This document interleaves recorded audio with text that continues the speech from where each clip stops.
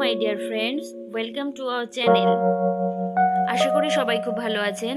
আমিও খুব ভালো আছি।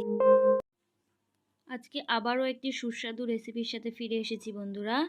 আজকের রেসিপি পিঠা। পিঠা হলো বাঙালির ইমোশন। পার্সোনালি আমি তো পিঠা খুবই পছন্দ করি। আজকে আমরা বানাবো তেলের পিঠা বা পোয়া পিঠা। চলুন তাহলে দেখে নিই কীভাবে আমরা অতি সহজেই তেলের পিঠা বা পোয়া পিঠা বানাই।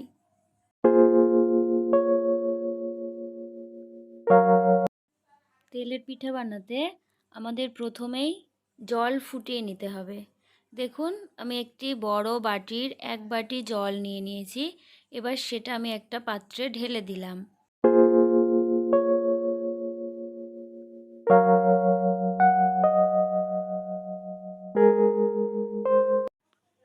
এবার পাত্রটিকে একটি ঢাকনার সাহায্যে ঢেকে দিয়ে জলটা ভালোভাবে ফুটিয়ে নেব।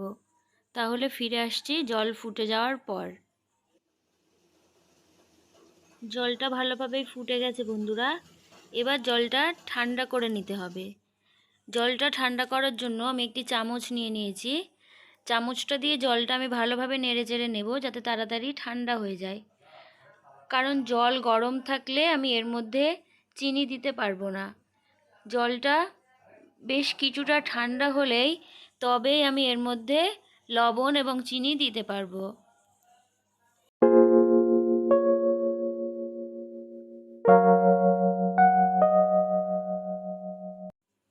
জলটা মোটামুটি ঠান্ডা হয়ে গেছে বন্ধুরা। এবার আমি এর মধ্যে অ্যাড করব চিনি। আমি এই বাটির 6 বাটি চিনি দেব। আপনারা পরিমাণ মতো চিনি অ্যাড করবেন। চিনিটা আমি পুরোটা দিয়ে দিয়েছি বন্ধুরা জলের মধ্যে। এবার আমি এর মধ্যে দেব 1/2 টেবিল স্পুন লবণ। চামচের সাহায্যে জলটা ভালোভাবে নেড়েচেড়ে নেব যাতে চিনির দানাগুলো জলের মধ্যে গুলে যায়। চিনির দানাগুলো দানা দানা অবস্থায় থাকলে আমাদের পিঠাটা খেতে টেস্ট হবে না। সেজন্য আমি ভালোভাবে নেড়েচেড়ে চিনির দানাগুলো গুলে নেব।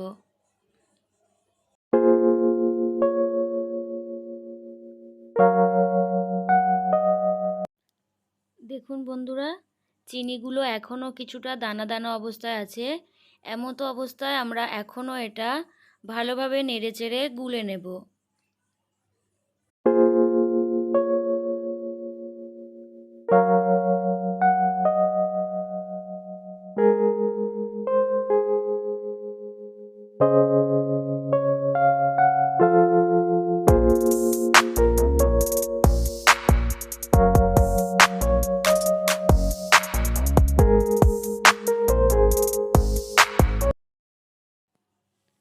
এখন চিনির দানাগুলো জলের মধ্যে ভালোভাবেই গুলে গেছে। দেখুন বন্ধুরা, এখন আর দানা দানা অবস্থায় নেই।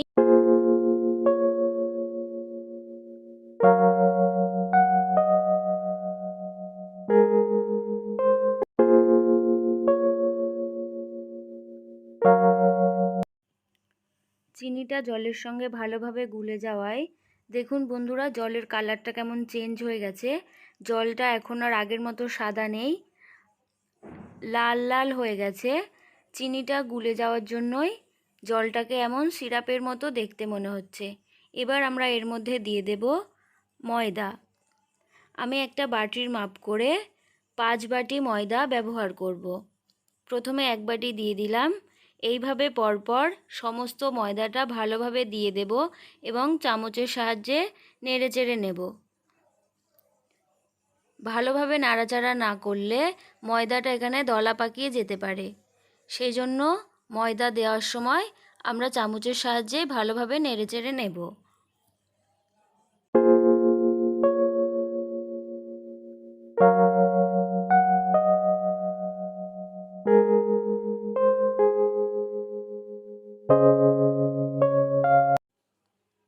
ময়দা দেওয়া হয়ে গেছে।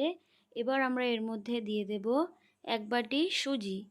যে বাটির পরিমাণ করে আমি চিনি দিয়েছিলাম সেই বাটির পরিমাণেই 1 বাটি সুজি দিয়ে দিলাম। আবারও চামচের সাহায্যে ভালোভাবে নেড়েচেড়ে নিতে হবে।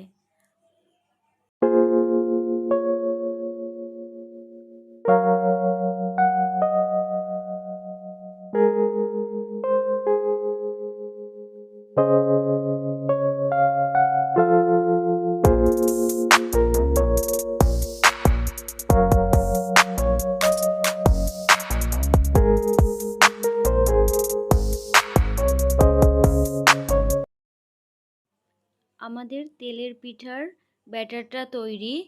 এবার আমরা এটা ভেজে নেব।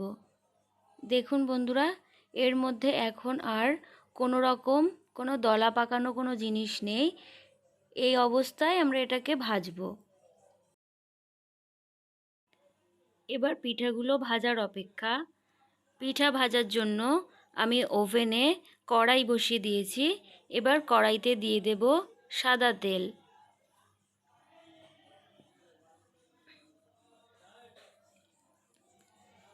সাদা তেল দিয়ে দিলাম বন্ধুরা। যেহেতু আমি একটা একটা করেই পিঠা ভাজবো, তাই খুব অল্প পরিমাণেই তেল ব্যবহার করলাম। এখন তেলটা একটু গরম হওয়ার জন্য অপেক্ষা করব।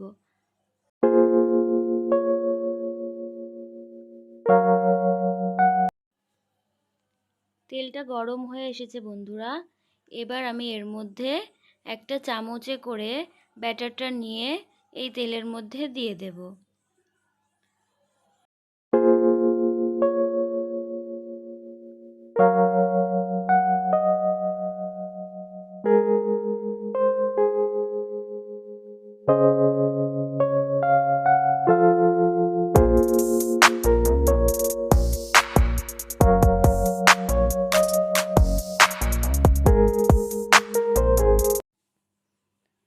এইভাবে একটি চামচের সাহায্যে চারিদিকটা একটু ভালোভাবে নেড়ে চেড়ে দেবেন, যাতে নিচেই কড়াইয়ের সঙ্গে পিঠেটা আটকে না যায়। এবং দেখুন বন্ধুরা, যেহেতু গরম তেলটা উপরের দিকে উঠে গেছে, সেজন্য কেমন সুন্দর ফুলেছে।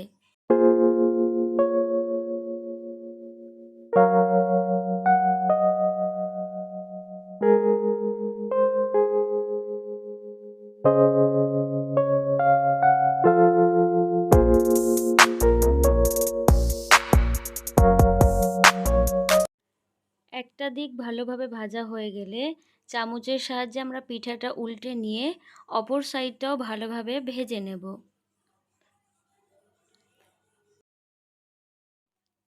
একইভাবে আমি আরও একটি পিঠা তেলের মধ্যে দিয়ে ভেজে নেব।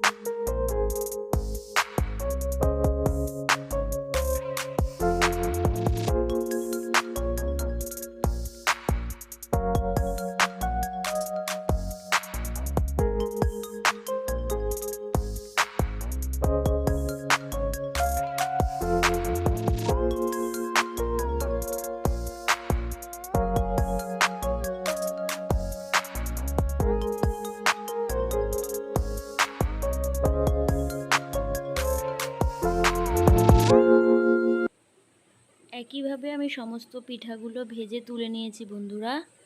দেখুন, দেখেই কতটা সুস্বাদু মনে হচ্ছে এবং কতটা নরম ও তুলতুলে হয়েছে। আপনারা একইভাবে বাড়িতে বানিয়ে টেস্ট করুন, আশা করি খুবই ভালো লাগবে। ভালো লাগলে ভিডিওটিতে একটি লাইক করবেন এবং ফ্রেন্ডদের সাথে শেয়ার করবেন। কমেন্ট বক্সে জানাতে ভুলবেন না আজকের রেসিপিটি আপনাদের কেমন লাগলো। আমার চ্যানেলে নতুন হয়ে থাকলে চ্যানেলটি সাবস্ক্রাইব করবেন এবং পাশে থাকা বেল আইকনটি প্রেস করে অল নোটিফিকেশন ক্লিক করে দেবেন আমার ভিডিওটি সবার আগে পাওয়ার জন্যে। আজকের মতো এ পর্যন্তই। ফিরে আসবো অন্য আর একদিন অন্য কোনো রেসিপির সাথে। ততক্ষণ পর্যন্ত ভালো থাকবেন, সুস্থ থাকবেন। সবাইকে টাটা।